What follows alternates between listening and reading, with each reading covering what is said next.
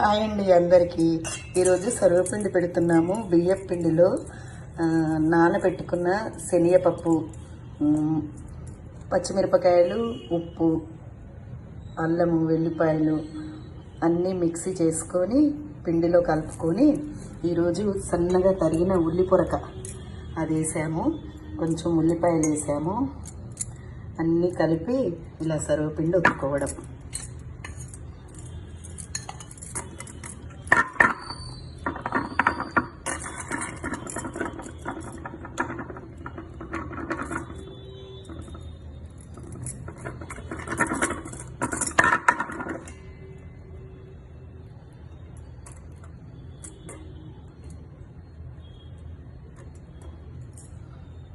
ఇలా కాల్చుకోవడం.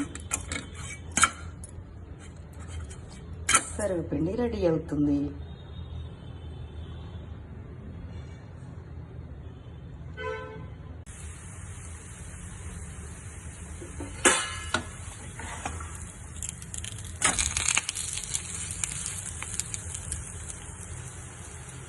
ఇలా రెండు వైపులా నూనె వేసుకొని మంచిగా కాల్చుకోవాలి.